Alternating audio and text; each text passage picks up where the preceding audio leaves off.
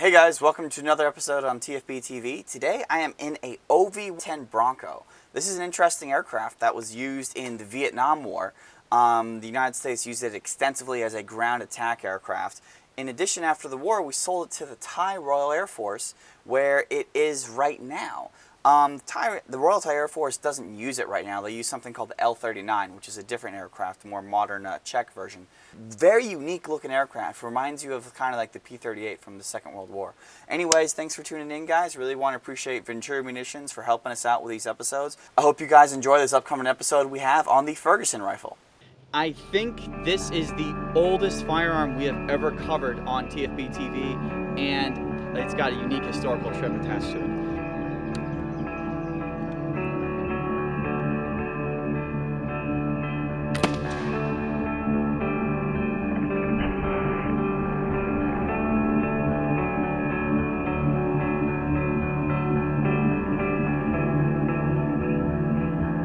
The great benefit of having a breech loading is that you don't have to load from the muzzle.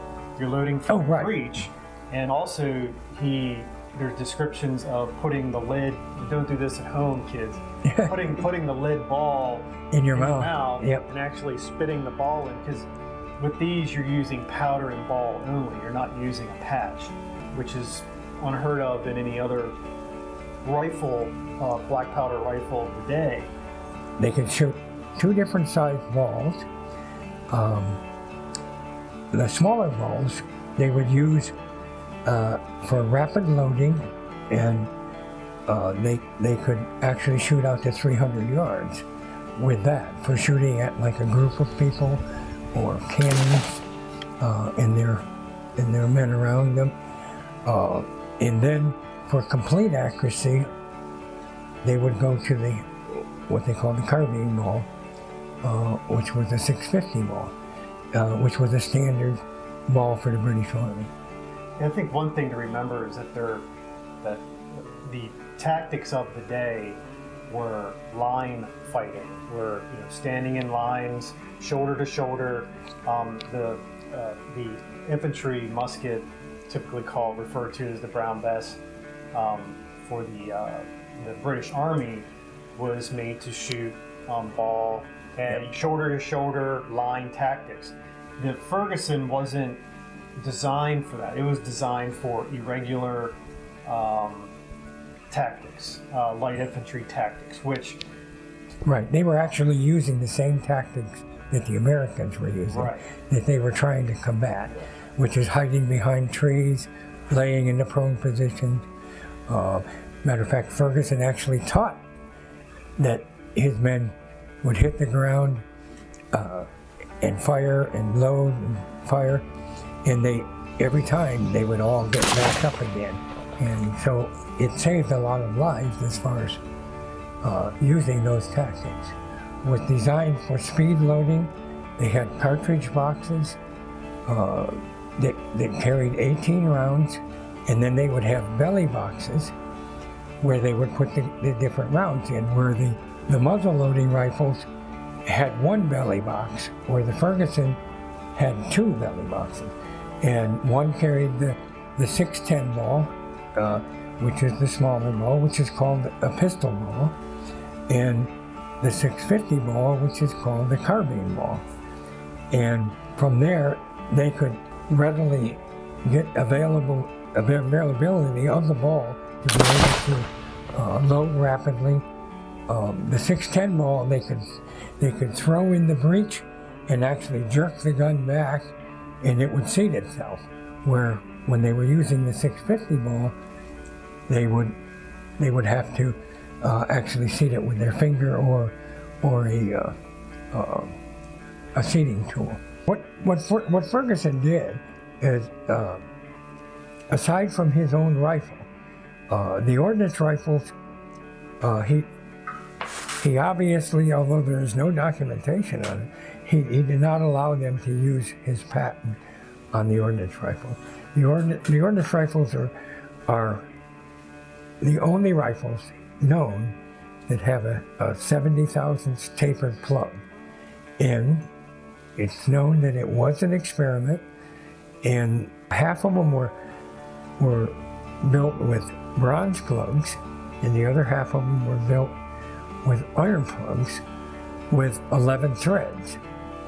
And 11 threads is very different than all the other known makes. There were 4 different makers that assembled all the parts, and a lot of the same assemblers made different parts. Some would make the barrel, some would make the lock, but they all were gathered up, and that's the way the English built things, was that all the parts were made up ahead of time, and then they were sent to an assembler, and they're the ones that actually assembled all the pieces, whether it be a stock, barrel, all that, and in that way they would be numbered, and all the parts would be kept together. But Ferguson oversaw that, which is why the ordnance rifle has a stamp on the top of the rear of the barrel, which is a P for Ferguson, PF, Patrick Ferguson, on the breech of all of the guns. I would say that the difficulty in the whole thing was that after he lost his arm, they had them turn the rifles in. Some of the men took them with them when they were assigned to different groups, but most of them were turned in New York to the armory. When they were making the straight plug like they made for his rifles, the biggest difficulty with that was that they leaked really bad. And the advantage of the tapered plug was that they could seat them to where they would be tight and not leak. Yeah, a lot of people had their hair burned, singed, hats burned. I mean, it was a problem with a regular straight plug being used. But on his rifle, the straight plug on the ordnance rifle had no grooves in it. His patent calls for grooves in them, and his personal rifle had a 1/4-inch groove down the back of the plug when it was in the firing position, but it didn't go all the way to the top, so that the gas had to come out the bottom if it went around the threads. And so that was one thing that was totally different. The ordnance rifle, a lot of people wonder why they didn't survive at Kings Mountain.